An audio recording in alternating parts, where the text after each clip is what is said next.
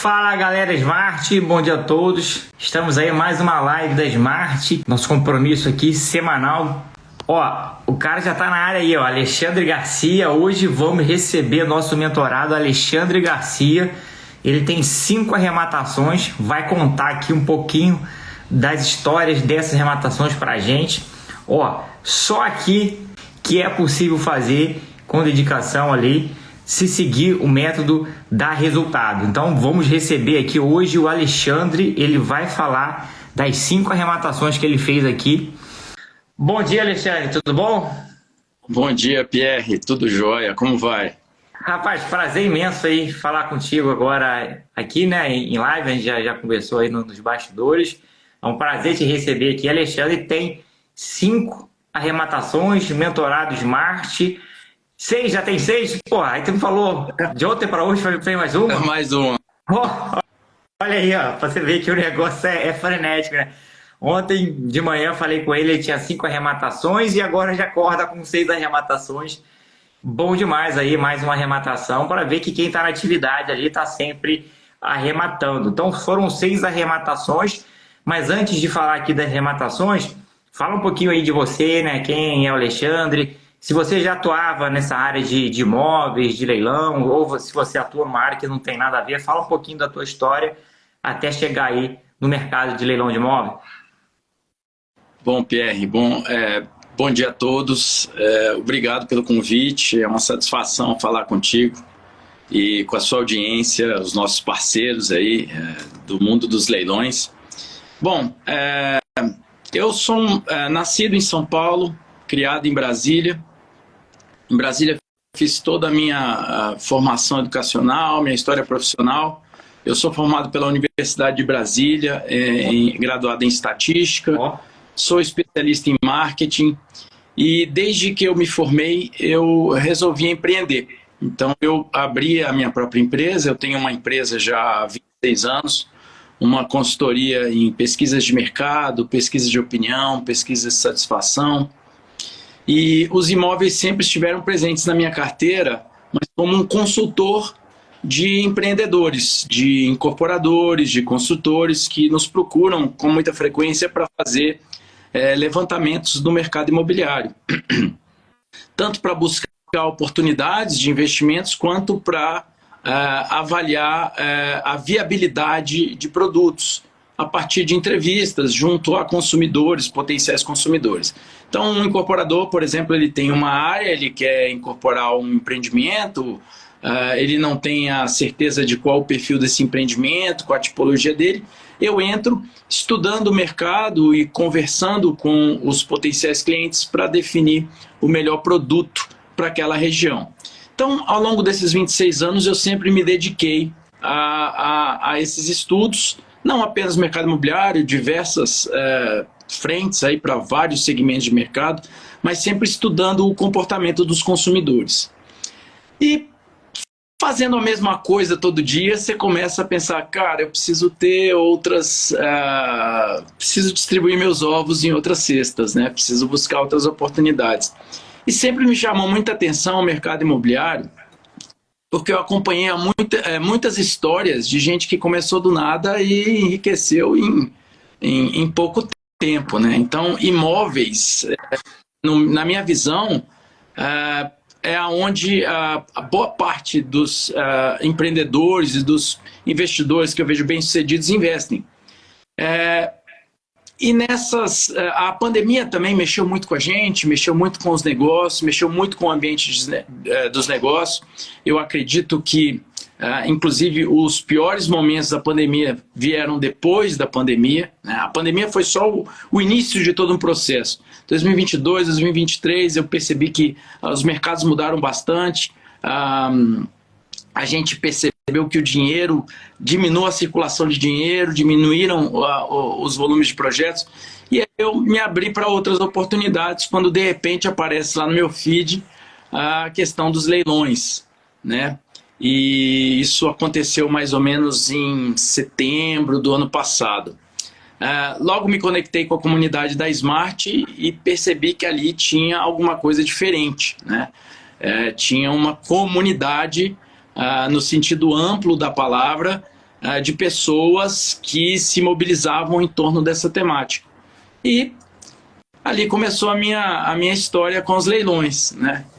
Ó, bom demais aí, o cara é estatístico, né, formado aí pela UNB, faculdade aí boa, né, de renome, a atuação também na área de marketing, entendendo aí a demanda, né, o que o consumidor final lá da outra ponta, ele tem interesse, né, em receber, ajudando aí a montar os portfólios de outros investidores, despertou interesse por imóvel e entrou no mundo de leilão. Bom demais aqui, muito legal sua trajetória. Arrematou imóvel ontem, de manhã era 5 imóveis, hoje já tem 6 imóveis arrematados. Quer comentar algum desses aí, algum mais específico, né, especial, que teve algo diferente? Olha, eu entendo que a minha trajetória nos leilões ainda é muito iniciante. Eu ainda sou um iniciante no processo, né? Logo quando eu comecei a turma 21, eu percebi, quando eu entrei dentro da comunidade, que existe um sentimento de apoio, de ajuda das pessoas uns aos outros. Não tem aquela coisa do o meu negócio e eu não vou dividir com ninguém. Muito pelo contrário, ali todo mundo tenta somar, né, para multiplicar e depois dividir. E as relações, elas são muito interessantes, porque as parcerias acontecem entre pessoas que nunca se viram, não sabem muitos como é a cara do indivíduo, mas é uma relação de parceria e que a coisa vai acontecendo. Então, o que mais me chamou a atenção nesse ambiente da Smart foi esse espírito colaborativo. Então, quando eu entrei na comunidade, logo eu vi que tinha algumas pessoas que se conectavam muito com a gente ia jogando as nossas dúvidas, as nossas angústias, as nossas dificuldades. Eu pensava assim, cara, um estatístico estudando processo judicial, eu tô lascado. E logo eu percebi que eu conseguia encaixar o processo em caixinhas. Falei, cara, isso aqui é matemática pura, é tudo a mesma coisa, é só repetir o modelo, repetir o template.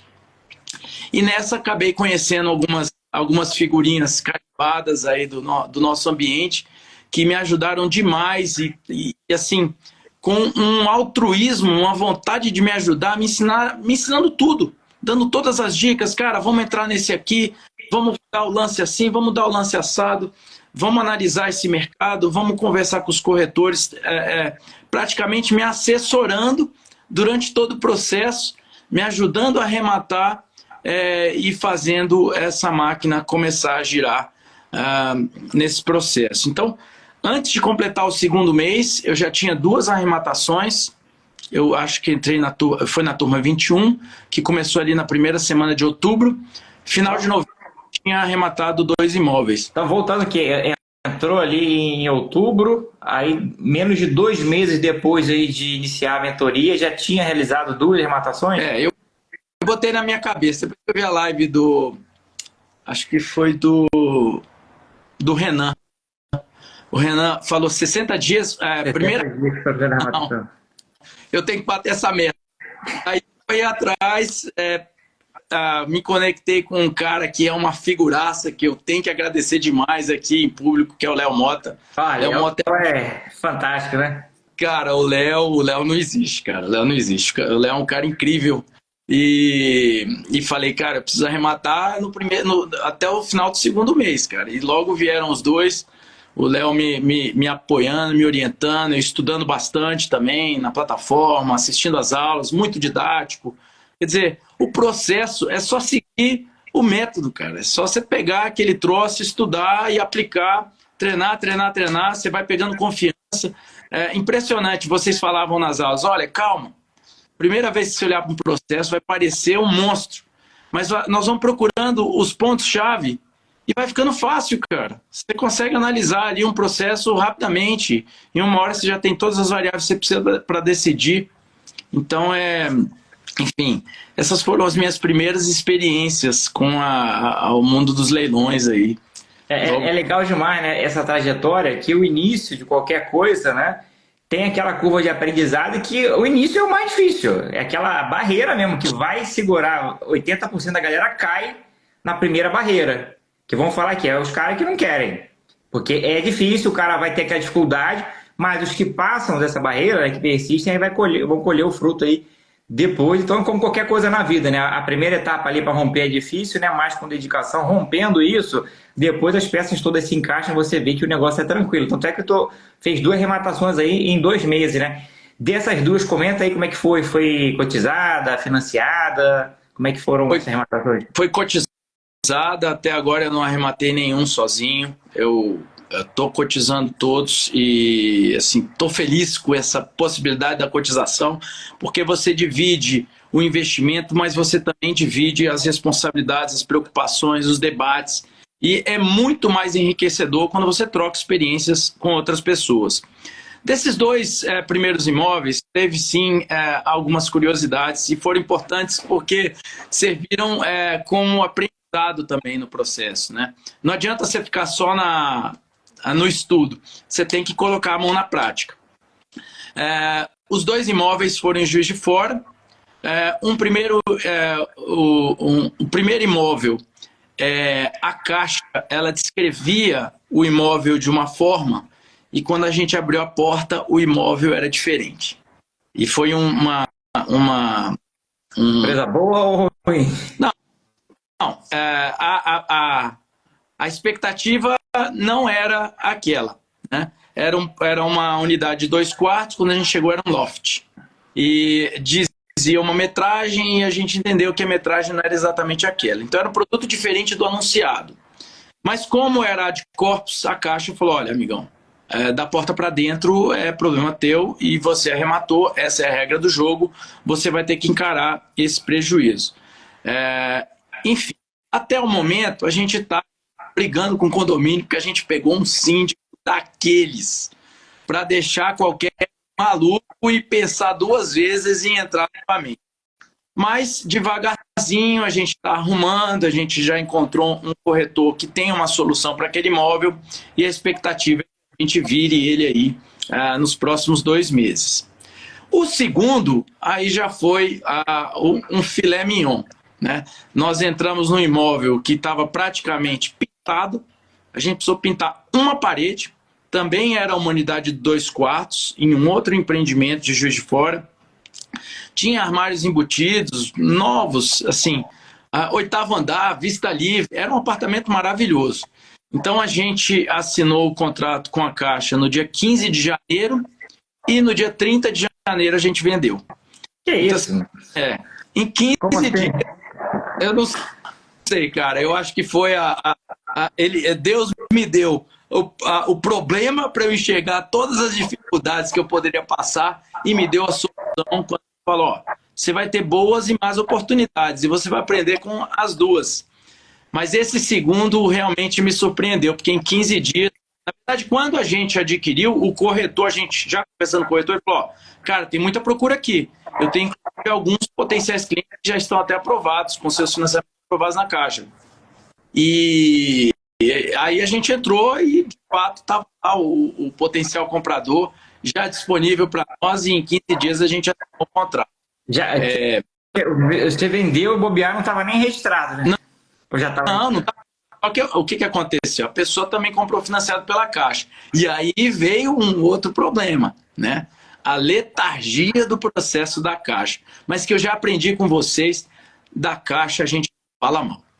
A Caixa é uma mãe, a Caixa é uma avó, é mais que uma mãe, é uma avó, e o que ela faz por nós e as possibilidades que ela nos entrega são fantásticas.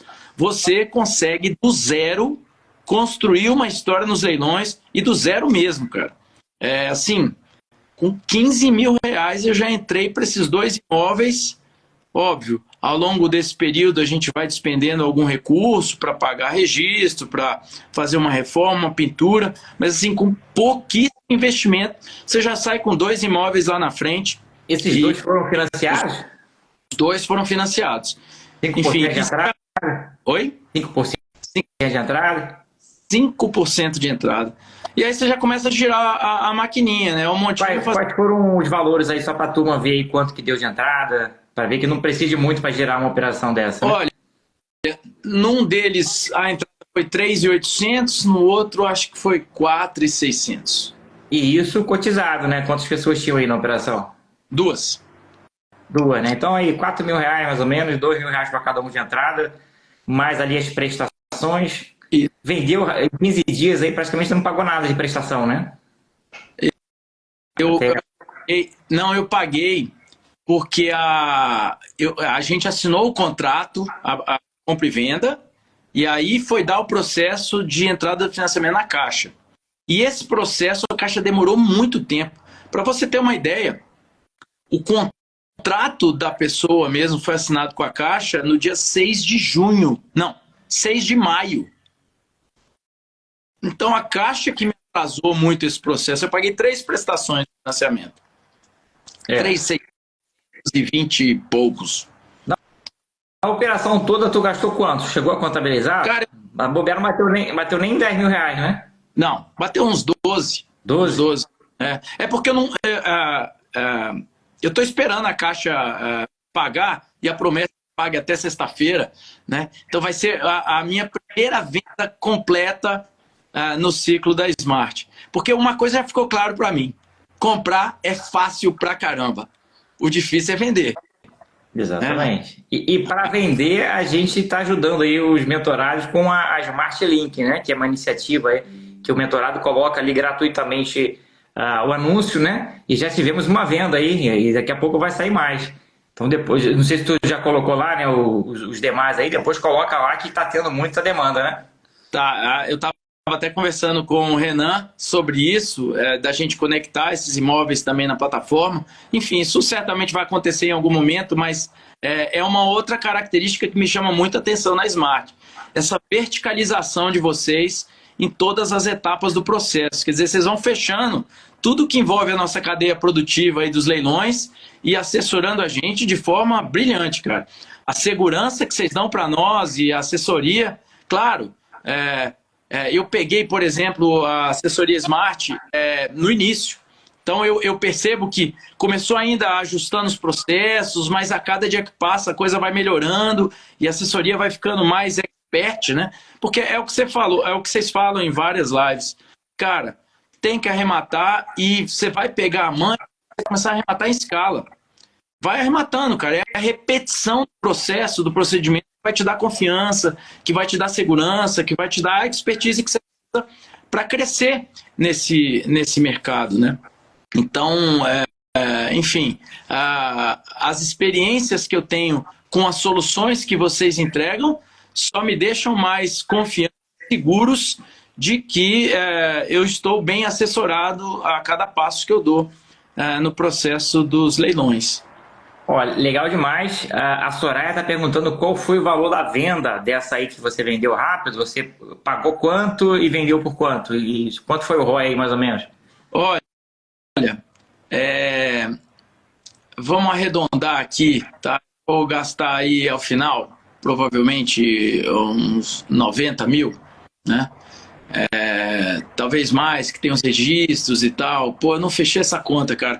Mas a expectativa é que vai dar um ROI aí de uns 30%, 33%. Tá falando desse que vendeu em 15 dias? Ou do último? Desse que vendeu, né? Desse que vendeu. Ah, sim. Pô, mas tá excelente, né? Mais de 30% aí no giro rápido, né? Poucos meses. Maravilhoso. A gente vendeu por 140, né? Com a avaliação da Caixa ficou um pouco maior, desconta lá os 20%, porque a Caixa financia até 80%, para o cara não ter que entrar com dinheiro, vai sair por uns 140. Ó, legal demais. Aí arrematou esses dois, comentou dos dois, depois pegou mais 4. Então comenta mais um pouquinho desses outros. Se teve algum problema aí também de desocupação, de reforma, alguma treta aí, pode falar aqui também, porque a gente traz também os problemas aqui enfrentados, né, na arrematação, que não é só flores, né? Cara, assim, treta eu não enfrentei, mas eu já enfrentei as dificuldades e aqueles mitos que a gente tem sobre imóveis ocupados, especialmente. Então, como eu estou atuando nos populares, parece que esse imbróglio dos populares é menos complexo do que outras outros nichos dos leilões. Então, a gente já pegou imóveis ocupados, foi fácil a negociação, teve uma primeira resistência, eu até fico agora assistindo lá os debates nos nossos grupos do WhatsApp, e as pessoas falando, o cara está dizendo que não quer sair, enfim, todo mundo vai dizer que não quer sair no primeiro momento. Mas você vai percebendo que existem estratégias, existe um jogo ali, uma forma de você se posicionar. Eu, na minha primeira tentativa, né, eu fiz um approach ali a um morador e o Léo olhou para mim e falou, mas você foi muito mansinho, esse cara não vai sair desse jeito, você tem que ser mais duro, mais incisivo. Então até nisso eu vou aprendendo aí com esses meus parceiros, né? E aí ele falou, olha o jeito que eu faço a minha abordagem. E muito mais seco, muito mais seguro, óbvio, com toda a educação do mundo, demonstrando empatia pelo problema da pessoa, mas falando, olha, eu preciso desse imóvel, você tem que sair do imóvel até tal dia, senão a gente vai ter problemas e tal. E aí vai começando aquela negociação. E é um jogo, cara, e é um jogo que você aprende a jogar com a prática. Porque vai ser bom para todo mundo se a saída for amigável. Porque aquele dinheiro que você ia despender com advogado, com processo, com custo de processo, você vai dedicar para a pessoa. Então, se houver uma boa negociação, se você souber fazer isso, seus problemas, 90% dos seus problemas vão ser resolvidos. Me lembro da live do Vitor, falando sobre os imóveis dele lá de Macaé, ele contando as experiências dele com essas desocupações, né? E O Vitor é top aí, sei lá, acho que tem umas 70, 80 arrematações, muita coisa, né? E logo ele mandou assim, 96% dos imóveis a desocupação foi amigável. Pronto, como estatístico eu já me ative a esse número e eu estou esperando meus 4% que ainda não aconteceram.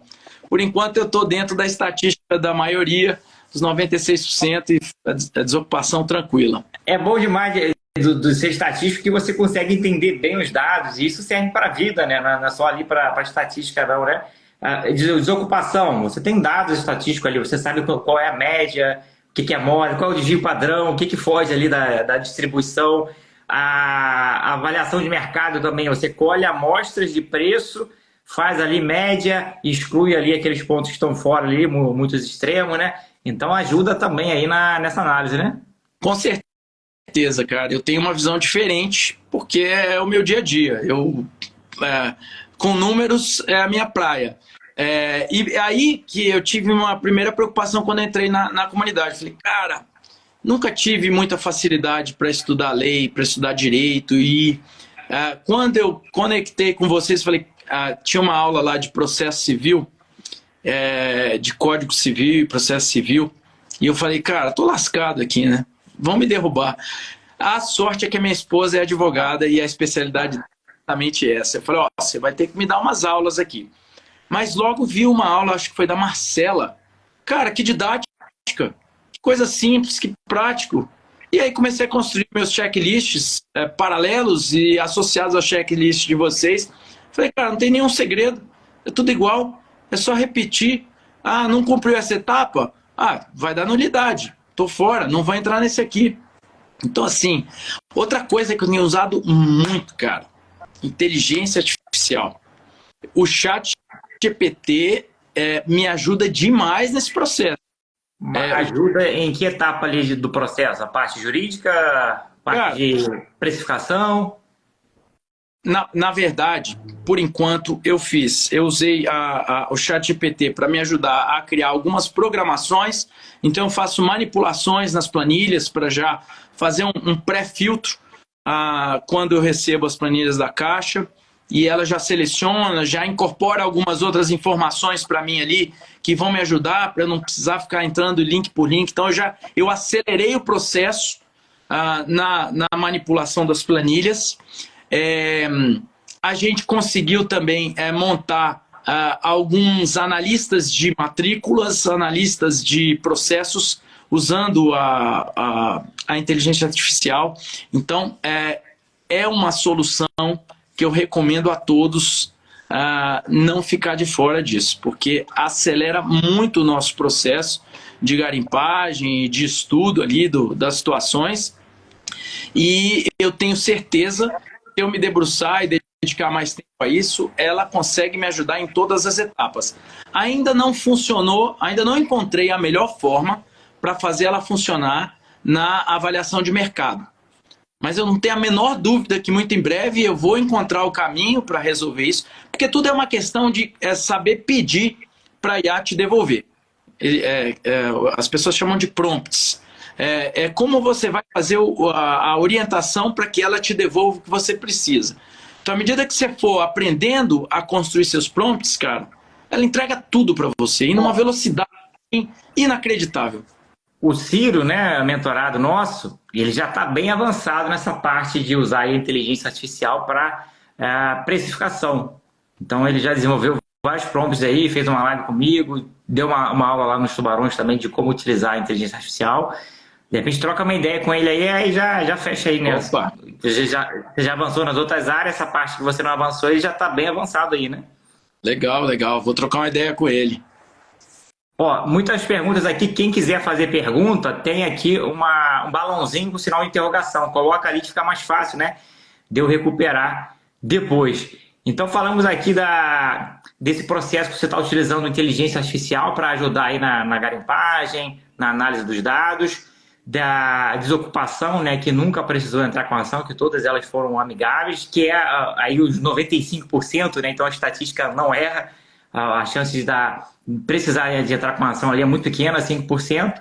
Agora, desses imóveis todos, você falou aqui de dois que são populares, tá pegando só apartamento, tem olhado casa também? Como é que está aí a sua seleção desses imóveis? Bom, a gente tem entrado em casa também, mas até agora não consegui arrematar nenhuma casa, porque uma outra coisa interessante do método de vocês, da forma como vocês orientam, é o seguinte: eu tenho um preço-alvo, eu tenho um valor-alvo que eu vou chegar. E a gente percebe lá nos leilões, tem muita gente que ultrapassa aquele valor em muitos casos. A gente sabe que pode existir ali uma estratégia de múltiplos CPFs participando do jogo, mas existem casos também de pessoas que estão mal assessoradas e acabam estourando aquele limite. Então, assim, eu já dei, sei lá, mais de 30 lances. E saíram esses 6 imóveis para nós. 30 lances, na verdade, tu diz que participou de mais de 30 leilões, né? Mais de 30 leilões, desculpa. Pra galera ver que o negócio tem que entrar em muito, que tem gente que participa de 2, 3 leilões, 4, fala, tá muito difícil, tá muito disputado. Mas é assim mesmo, né? Tem que participar de muito para arrematar ali alguns no final. Né? Exatamente. Pô, tem alguns tubarões aí da nossa turma que, cara, a gente fez uma análise de quantos imóveis ele participou ao longo do ano, é mais de 1.000.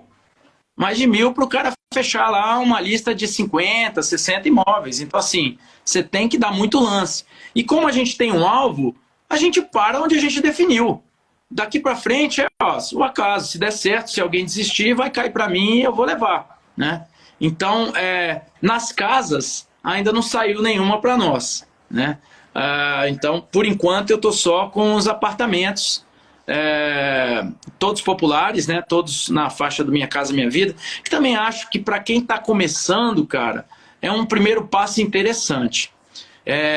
Tá na minha mira aí o grupo dos Tubarões, Thaisa tentou me convencer, quase me convenceu a entrar nessa turma de agora, mas eu falei, não, calma, eu não estou pronto para isso, eu quero ainda pegar mais experiência, e eu acho que os populares, em especial da Caixa, são uma excelente porta de entrada para quem quer começar nesse universo, porque a Caixa já te entrega tudo redondinho, organizadinho, tem assessoria da Smart que já te apoia em todo o processo, você recebe um imóvel registrado na tua mão. Então, assim, não tem como errar, né? Não tem como errar. Ó, tu falou aí dos Tubarões, ontem tivemos uma mentoria aí só de garimpagem, né? De como você faz uma ótima garimpagem de forma otimizada, de tempo, né? Análise expressa, rápida, com segurança. Porque, como tu falou aí, né? Para arrematar um, tu tem que participar de vários. Então, você não pode também gastar muito tempo na análise, senão você não vai conseguir olhar vários. Então, ontem foi uma aula especial aí só de técnicas de garimpagem, fantástica aí com o Tubarão lá, o Fernando Melli, que é o diferencial, né? Uma boa garimpagem é o diferencial de você participar de mais leilões e arrematar mais imóveis. Então, que às vezes a galera gasta muito tempo na análise, o tempo é curto, né? O tempo não tem como criar mais tempo, né? Então, tem que otimizar esse tempo. Ó, legal demais, tu falou aqui de 2 imóveis, tem mais 4. Desses 4, tem mais algum aí mais específico que queira comentar alguma coisa, lucratividade, reforma? Reforma, vamos falar um pouquinho de reforma. Teve que fazer reforma em algum desses ou foram todos esses aí que já pegou praticamente pronto, pintou e botou para venda? Cara, reforma é mais de reparos, né? Nesses imóveis. A gente não pegou nenhuma bucha, não. A gente até está concentrando numa determinada região, encontramos lá um parceiro local, um faz tudo, né? Que vai, visita, dá feedback para nós. Ó, esse aqui está bem localizado, esse aqui está ruim. Porque uma coisa interessante que também é desmistificada nesse ambiente da Smart é de que o Brasil é muito grande e o lugar mais difícil que tem para você arrematar é onde você mora. Geralmente as pessoas moram nas capitais, as capitais são muito difíceis de arrematar, tem muita concorrência. Então a gente arremata fora de Brasília. Eu, particularmente, meus parceiros também arrematam em vários lugares aí, né? Outro cara que eu estou arrematando também é o Kiko Gralha, lá do Sul. Cara incrível também, um parceirão que eu aprendo muito. E a lógica é essa, vamos arrematar em todos os cantos aí para ver, porque as possibilidades são muito maiores do que arrematar dentro de casa. Então a gente encontrou esses parceiros locais, o que também não é uma tarefa fácil, né? Às vezes a gente tem boas experiências, às vezes a gente tem experiências ruins, mas encontramos um parceiro nessa região que está nos apoiando, nos assessorando na diligência a esses imóveis, que faz uma inspeção inicial, vê se tem morador, se está ocupado, se está desocupado, já conversa com a pessoa e já traz várias informações que agregam aí a nossa análise e a nossa diligência para que a gente tome a decisão. E ele também coordena a reforma depois. E as reformas pelas quais a gente passou foram simples. Se bem que o primeiro lá de Juiz de Fora deu uma reforma mais pesada. Teve que trocar piso, teve que refazer quarto. Aliás, a gente ainda está brigando porque o síndico exigiu alvará de reforma. Você acredita, cara? Um apartamento de 1 quarto para botar 2 paredes de gesso. A gente está brigando com o síndico lá. Um burocrata que... Vou te falar, viu? Que esse situação. É Juiz de Fora? Esse é o de Juiz de Fora. Esse está dando trabalho aí até agora para fechar a reforma dele. Porque você vai ter que trocar, vai ter que botar parede, fazer quarto. Mas os outros não. Pintura, trocar torneira, trocar cuba, coisa assim, talvez refazer uma cerâmica da parede. Esses populares aí, qual a média de gasto com reforma? Quando não tem que fazer muita coisa diferente do padrão? Cara, 3 a 4 mil. Aí, ó. 3 a 4 mil reais de reforma, que é pintura e um ou outro reparo ali, né? De alguma coisa que tá fora do padrão, mas nada demais. Não. Nada demais, nada demais. Então, assim, o outro não. Esse Juiz de Fora vai dar aí uns 15 pau de reforma. E você tá trocando piso, tá mexendo lá fazendo redistribuição ali dos cômodos, né? Criando ali... Isso. Ali, o objetivo é mais facilidade síndico, sabe? A Carla Rocha, que é especialista aí em reforma, falando, né? Quando faz a parede de drywall, a preocupação deles é a sobrecarga, né? Ali, então, tem essa questão do risco estrutural, né? Então, o cara fica com receio ali, né? Mas nesse caso, o imóvel era de 2 quartos. A pessoa que transformou no loft, entendeu? Então, é só reconstituir que já estava ali. Tá voltando que já estava, né? A Thaisa perguntando aqui se compensa fazer marcenaria, né? Nesses populares, compensa fazer? Você já fez algum? Não fiz nenhum. O popular, cara, ele é uma máquina que gira diferente do resto do mercado. O produto é padrão. Todo mundo vende exatamente o mesmo produto.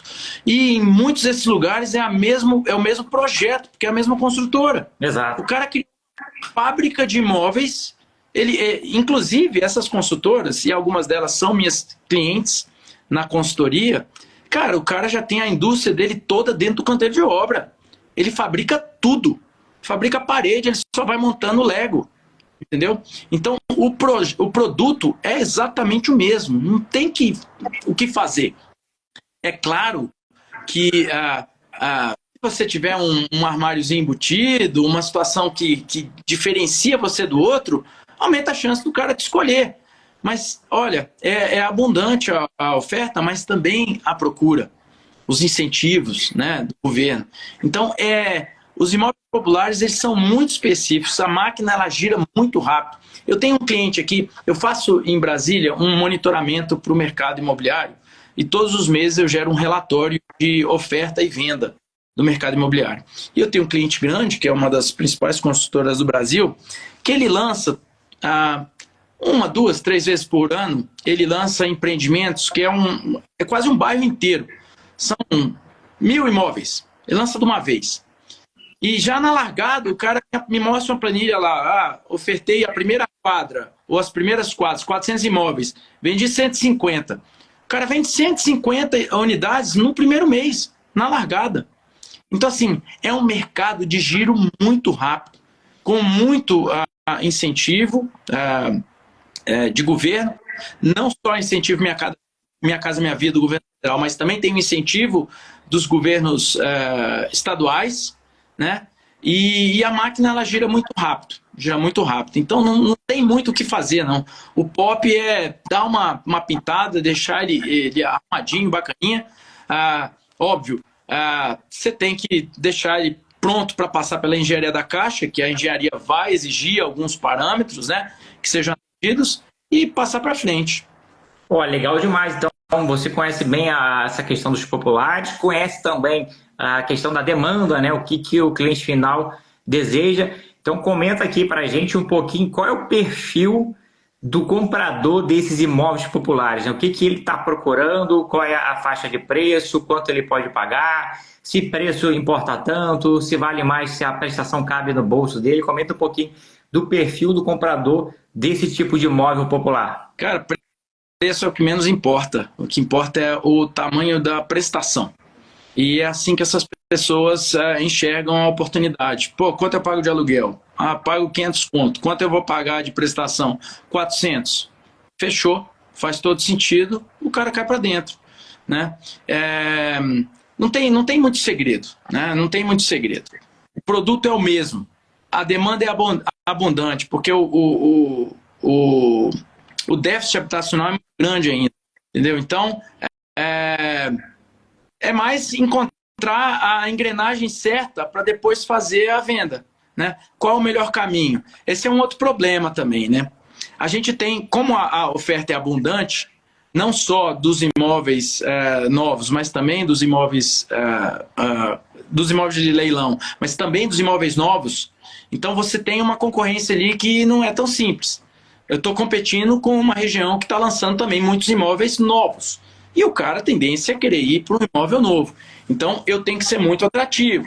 Então, na minha inteligência, eu tenho que buscar os imóveis mais bem localizados, os imóveis com melhor vizinhança, que tem serviços e acesso a serviços e comércio ali prático, como transporte público, escola, posto de saúde, enfim, fazer uma análise ali do ambiente do mercado onde está esse imóvel para ver quais são as melhores possibilidades.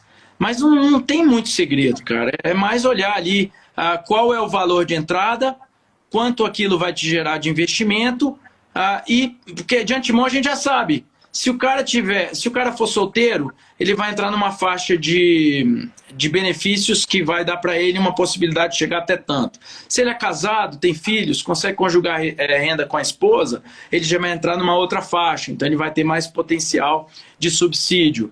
E assim você vai montando a sua análise, né? Mas dessas seis arrematações que você fez, falou que todas foram cotizadas.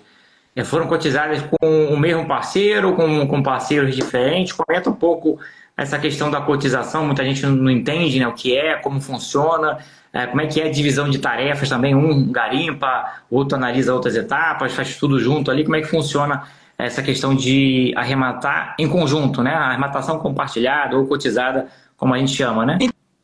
Então, hoje eu arremato com Léo Mota e com o Kiko Gralha. A gente tem lá, a minha filha esses dias estava perguntando assim, poxa papai, eu não vi mais você conversando com o Léo Mota essa semana. Eu converso mais com o Léo do que com o Kiko ali, do que com outras pessoas. Então assim, a gente conversa muito sobre aquilo que está acontecendo, e a gente vai trocando, cara. Cada hora pensa uma oportunidade, joga lá no grupo, e aí, vamos nesse, não vamos? O que vocês acham? Aí chama lá o nosso parceiro, vai fazer uma diligência lá, dá uma olhada, vê o que tem, o que não tem, se é uma área boa, se não é. Então, assim, é uma parceria, não tem muito claro, ninguém definiu o papel de um, o papel do outro.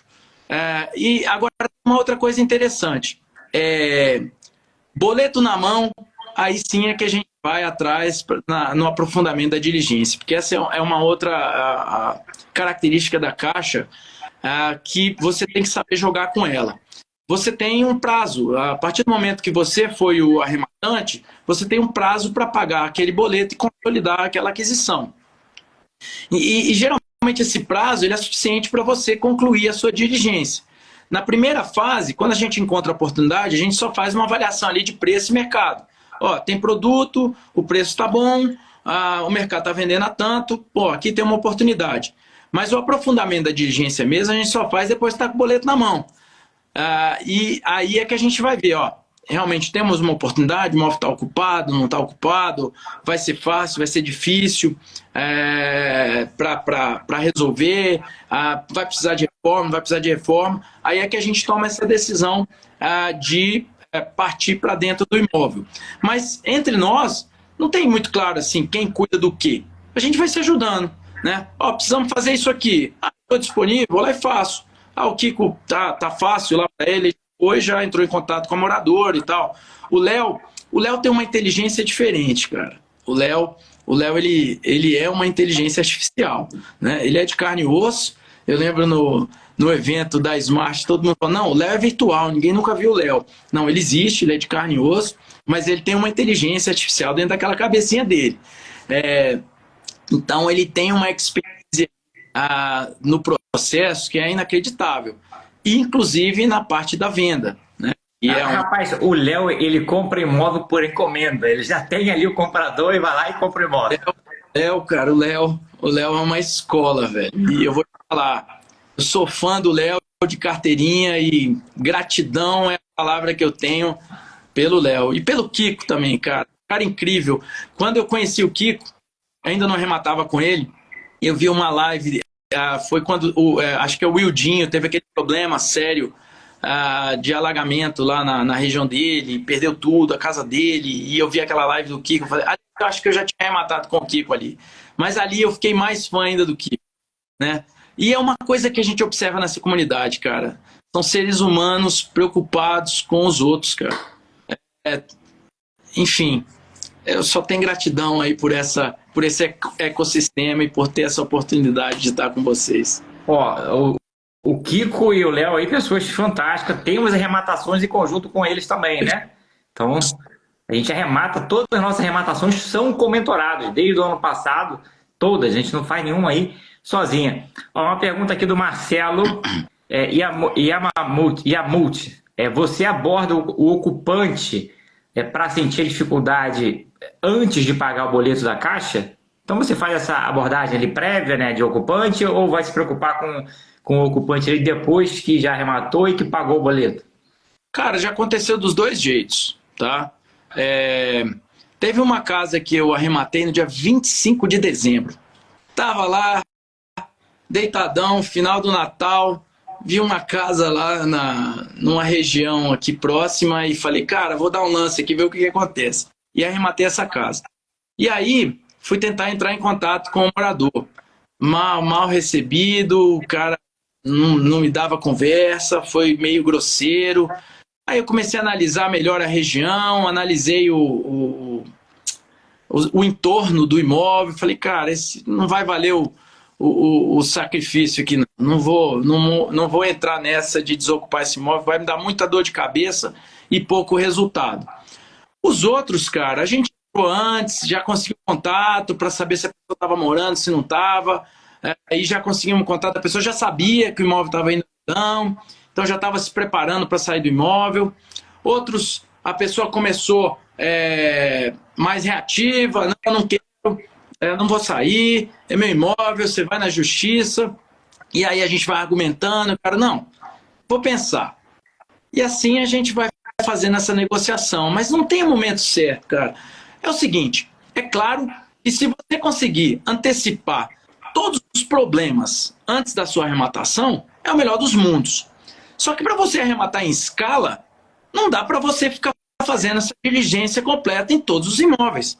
Então, se a gente tem o benefício de arrematar e esperar alguns dias para tomar essa decisão, por que não tirar proveito disso e dar lance em escala e depois dedicar àqueles imóveis que realmente importam?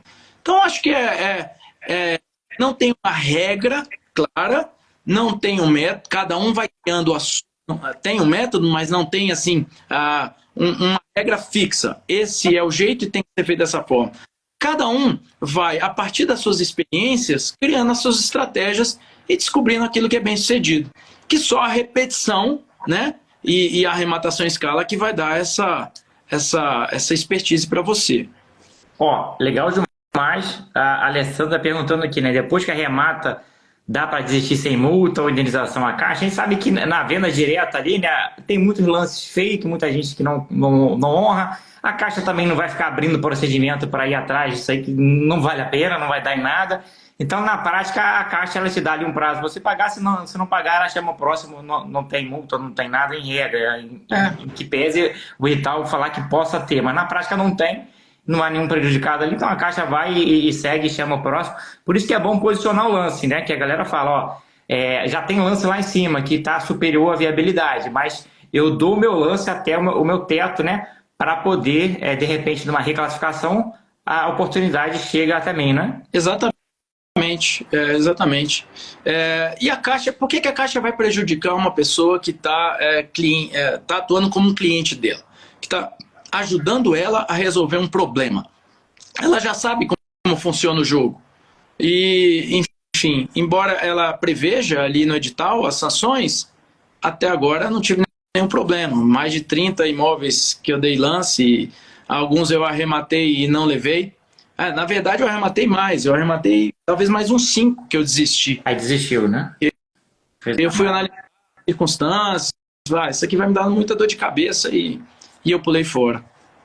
Ó, legal demais. Então, na verdade, arrematou aí cerca de 10 imóveis, mas desistiu de alguns que não tinha viabilidade, ou até tinha, mas daria trabalho demais que não justificava.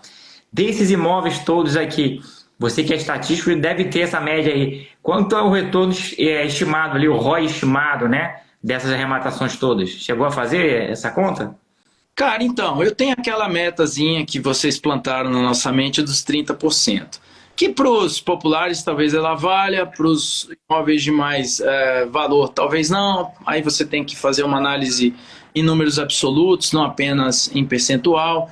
Mas acho que 30% é um bom retorno, é uma boa média, né? Então, esse é o alvo que a gente está trabalhando. Tentar retornar 30% e, se possível... E aí tem um outro jogo legal, interessante, na verdade, que é a questão da avaliação da Caixa. A avaliação da Caixa é que muitas vezes vai determinar o retorno do seu investimento. E a gente já percebeu que no mesmo prédio, um engenheiro avaliou num valor e o outro veio e avaliou abaixo. E aí, talvez valha a pena você esperar cair a avaliação para pedir uma nova avaliação e reposicionar aquele imóvel. Então, o jogo, você tem que aprender com a prática.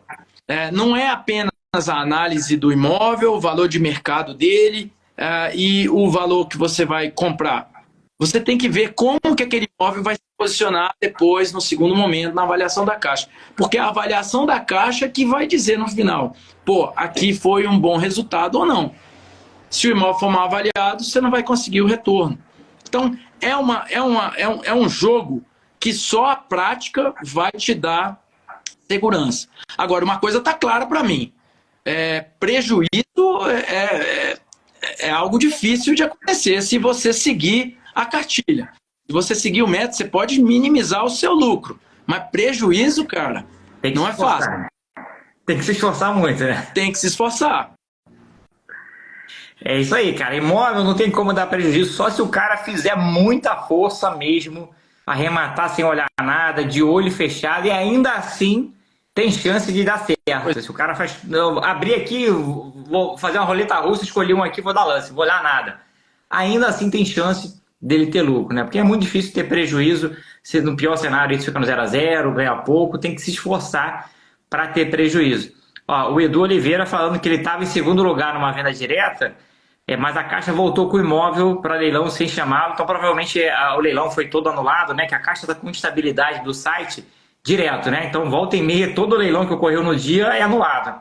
E ela nem avisa, né? Depois ela manda só e-mail dizendo que foi cancelado ali sem muita justificativa, mas normalmente deve ser esse caso aí de instabilidade, né? Tu já teve algum caso desse que você arrematou e a Caixa cancelou o leilão? Já. Uma casa, inclusive foi uma casa. E assim, a gente era próximo da fila e de repente, quando eu olhei, o imóvel estava vindo a leilão de novo. Falei, mas o que aconteceu?